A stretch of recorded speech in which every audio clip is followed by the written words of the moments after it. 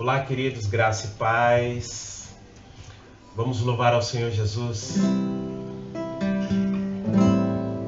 Vamos declarar que toda sorte de bênçãos sobre tua vida, sobre a minha vida, sobre a vida dos irmãos. E você que está vendo esse vídeo, em nome de Jesus, receba a bênção do Senhor. Em nome de Jesus. Calar meus lábios, vou profetizar, manifestar a graça e abençoar a quem Deus quer libertar. Não vou calar meus lábios, vou profetizar, manifestar a graça e abençoar a quem Deus quer libertar. Sobre tua vida vou profetizar, nenhuma maldição te alcançará. Sei que Deus tem pra ti um manancial cujas águas nunca cessarão. Sei que Deus tem pra ti um manancial cujas águas nunca cessarão. Vamos declarar mais uma vez. Não vou calar meus lábios, vou profetizar, manifestar a graça e abençoar a quem Deus quer libertar. Sobre tua vida vou profetizar, nenhuma maldição te alcançará. Sei que Deus tem pra ti um manancial cujas águas nunca cessarão. Sei que Deus tem pra ti um manancial cujas águas nunca cessarão.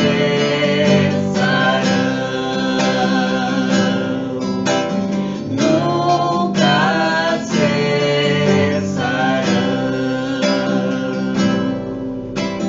Nunca cessarão.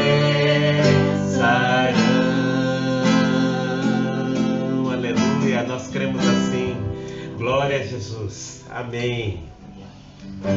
Aleluia. Que o Senhor Jesus nos leva aonde que possamos ouvir a voz dele que é poderosa, a voz dele que é eterna, possa trazer cura, transformação às nossas vidas. Nos leva, Jesus, onde possamos ouvir a tua voz. Amém. Meu Jesus, me leva pra perto de ti, me leva onde eu posso ouvir a tua voz, pois quando eu escutar, todo o coração obedecerei.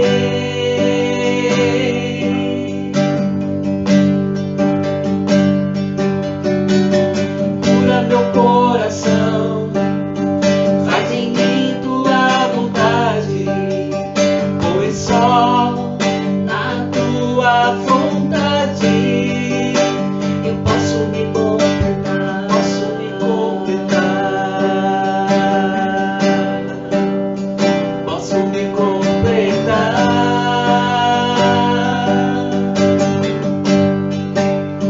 Leva onde eu posso ouvir tua voz.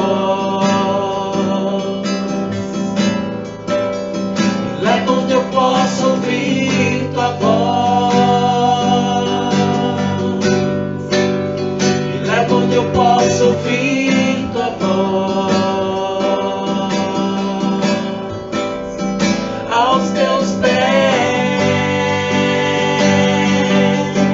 me leva onde eu posso ouvir tua voz. Me leva onde eu posso ouvir tua voz. Me leva onde eu posso ouvir tua voz.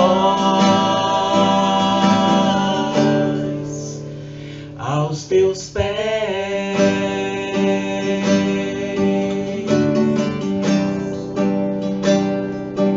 Aleluia, Jesus. Aguardo o dia. Aguardo o dia que verei no céu a luz mais forte que o sol. O céu se abrir e ver descer Jesus em majestade, força e poder. Tristeza e choro não existirão. Sofrer e morte lá não entrarão. Na eternidade com meu Salvador, pra sempre adorarei ao meu Senhor. Virá o Rei Jesus, meu coração deseja vê-lo. Em sua presença pra sempre estar. Aguardo o dia em que ele vem nos buscar.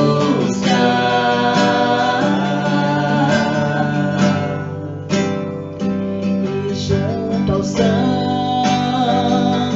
me unirei, louvor eterno ali entoarei.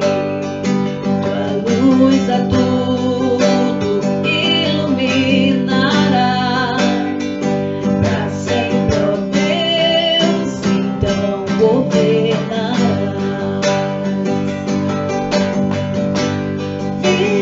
Virá o Rei Jesus, meu coração deseja vê-lo.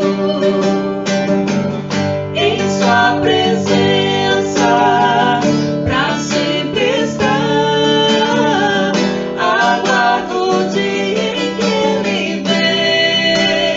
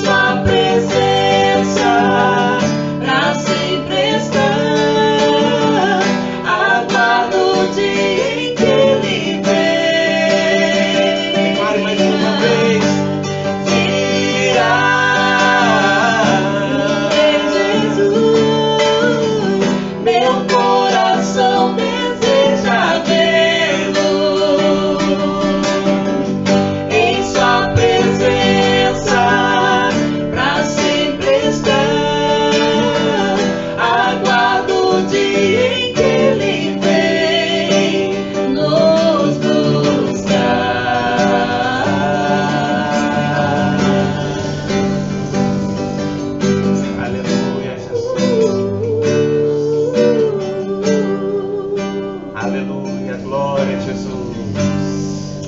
Amém. Aleluia. Louvado seja o nome do Senhor.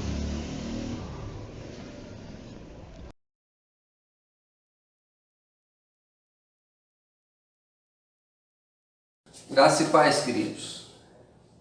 Quem cresceu lendo revistinhas em quadrinhos, revistinhas da Marvel, ou mesmo quem assistiu, acompanha os seus filmes, já ouviu falar do Doutor Estranho.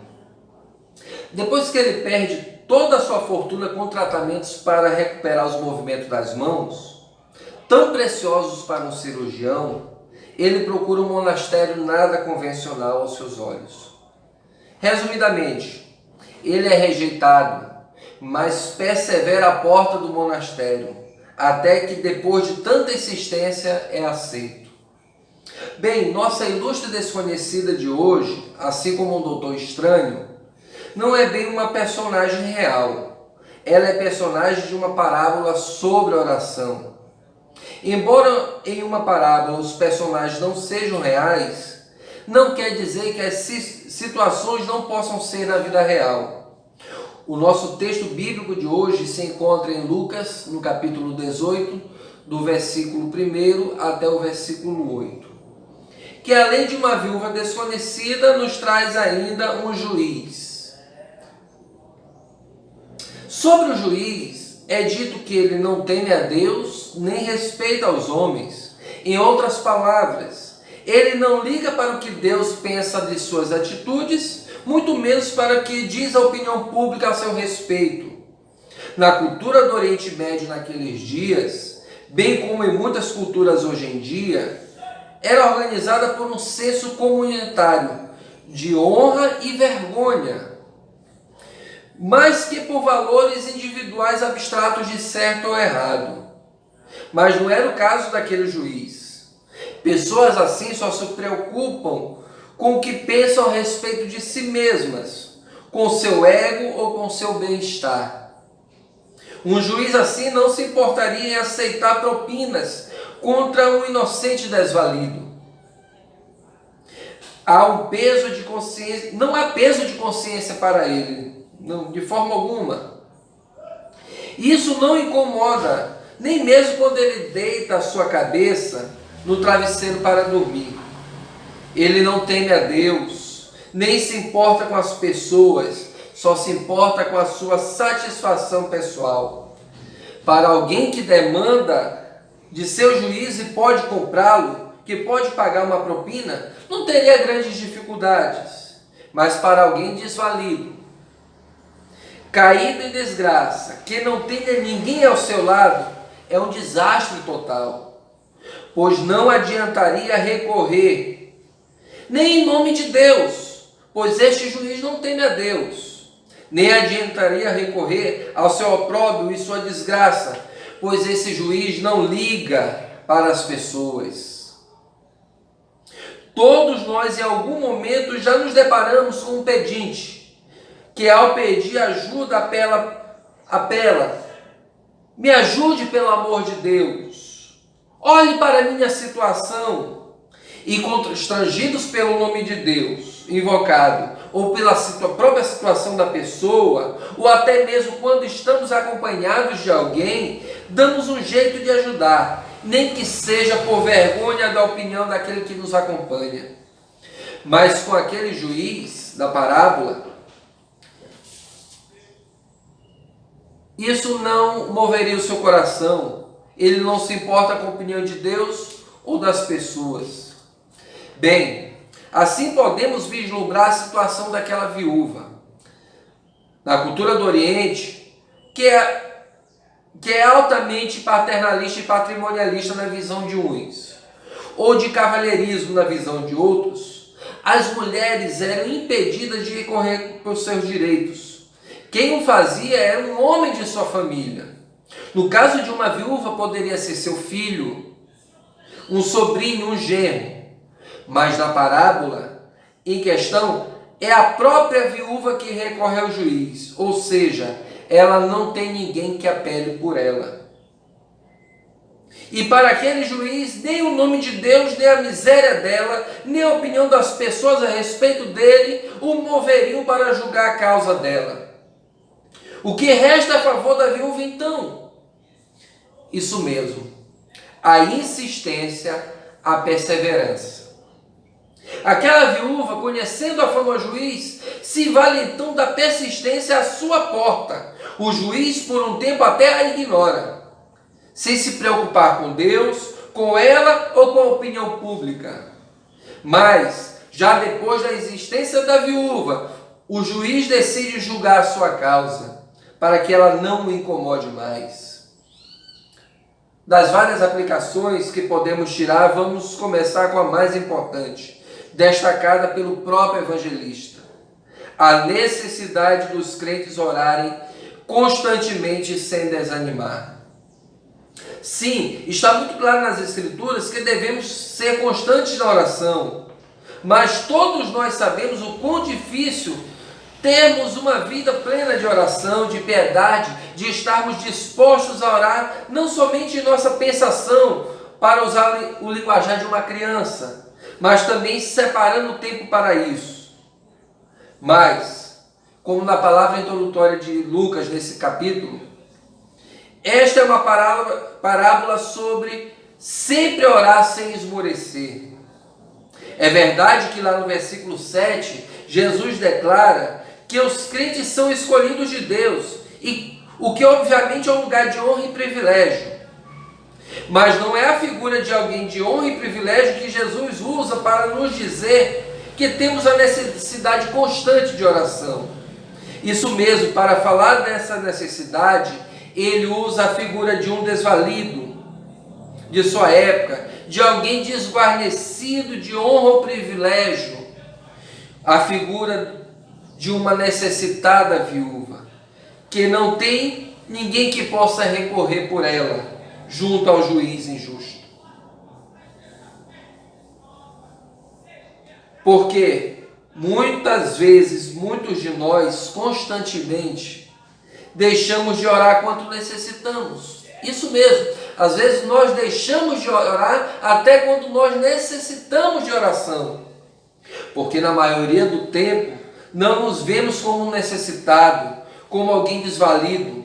Na parábola seguinte, Jesus fala de um publicano que a única coisa que pode dizer diante de Deus é: tenha misericórdia de mim. Enquanto o fariseu ostenta toda a sua religiosidade, o quanto ele é completo, o quanto ele é bom. Sim, nós devemos sempre estar nos despindo de nossa religiosidade, daquilo que vemos como mérito nosso, do quanto nos vemos como bons o suficiente, para sempre estarmos nos chegando a Deus em oração.